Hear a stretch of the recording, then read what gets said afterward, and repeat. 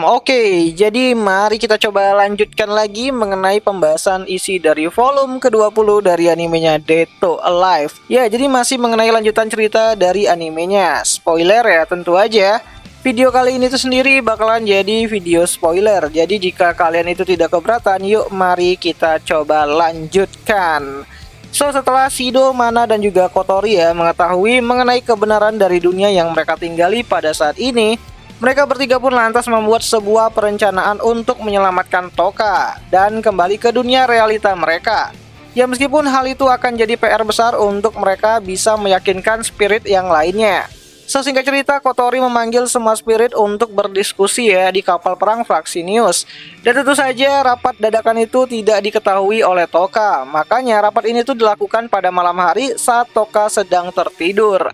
Nah, saat Shido mulai menjelaskan semua yang dia ketahui ya dari Kurumi dan didukung dengan informasi dari penggunaan Zavkiel sebelumnya, para spirit bertindak seperti perkataan Shido adalah lelucon di tengah malam. Ya, dimulai dari Nia yang mengatakan kalau saja di dunia asli naskah komiknya sudah selesai, sedangkan di dunia ini belum dibuatnya.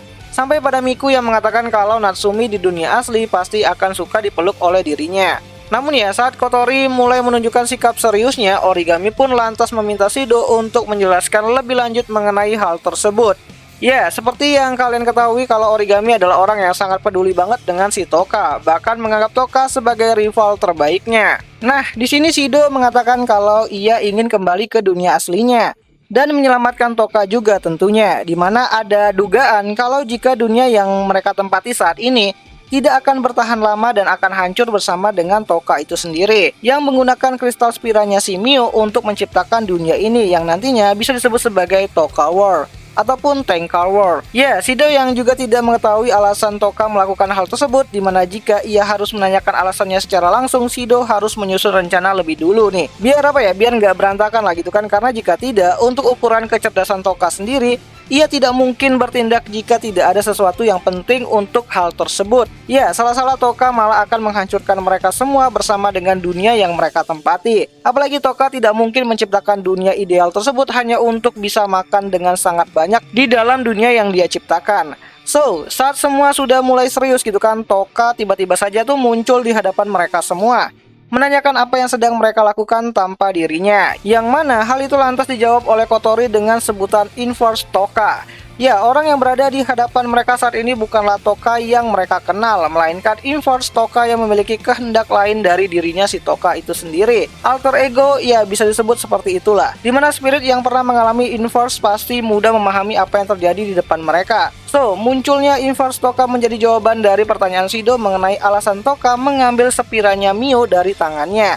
Ya, karena yang mengambil itu bukanlah Toka, melainkan sosok lain di dalam tubuhnya si Toka. So, meskipun terlihat mirip, namun suara dan juga sorot mata Toka saat ini menandakan kalau itu adalah orang lain. Dan dengan sigap semua spirit yang diketuai oleh si Kotori mengambil kuda-kuda untuk hal yang tidak diinginkan ke depannya. Dimana di sini Kotori menanyakan lagi alasan Inverse Toka membuat dunia ini, dan Inverse Toka pun menjawab kalau ia hanya ingin menggenggam dunia di dalam kendali tangannya. Sesuatu yang sederhana dari ambisi orang jahat. Dimana Inverse Toka juga mengatakan kalau mereka, para spirit di hadapan dia itu adalah para semut-semut yang ada di dunianya. Dan sambil menegaskan status dirinya sebagai pengatur dunia, Inverse Toka pun kini pergi meninggalkan Fraxinius. Ya, meskipun tidak menyangka Inverse Toka pergi tanpa melakukan apapun pada diri mereka gitu kan, para spirit khususnya Kotori pun lantas meminta semua spirit untuk memeriksa kondisi tubuh mereka, apakah ada bagian dari tubuh mereka yang berubah ataupun hilang. Karena Kotori berpikir kalau Inverse Toka bisa melakukan apapun di dunia yang dia ciptakan. Dan sangat mengejutkan, Nia berteriak kalau ia baru saja kehilangan ukuran opainya yang awalnya F-cup dan kini menjadi flat kayak papan cucian. Ya, tentu saja candaan kotor tersebut itu langsung dibalas oleh Kotori dengan tinju telapak tangan di kepalanya si Nia. So, balik lagi ke masalah utama, di mana Kotori mencoba untuk menganalisa apa yang harus mereka lakukan untuk Inverse Toka. Sampai pada akhirnya, jalan Deto pun akhirnya dipilih menjadi jalan terbaik untuk mereka bisa menyelesaikan masalah tersebut. Ya, membuat Inverse Toka jatuh cinta kepada Shido dan menanyakan alasan ia membuat dunia tersebut. Lalu yang terakhir adalah agar Shido bisa menyegel kekuatan roh Mio yang ada pada tubuhnya Inverse Toka. Ya, menurut Kotori, sudah menjadi tugas Shido untuk menyegel kekuatan itu dan membawa mereka kembali ke dunia realita mereka seperti sebelumnya. Dan rencana Deto antara Toka dan Shido pun akhirnya dilakukan oleh si Kotori, di mana pada pagi harinya si Shido sudah berada di depan kamarnya si Toka untuk memastikan Toka berada di sana.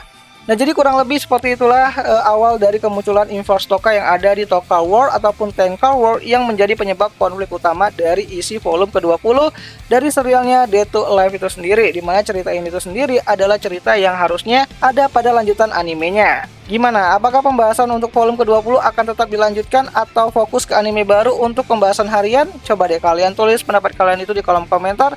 Siapa tahu menarik gitu kan. Dan akhir kata itu aja dulu mengenai video kali ini, dan sampai jumpa di pembahasan anime lainnya. Jani.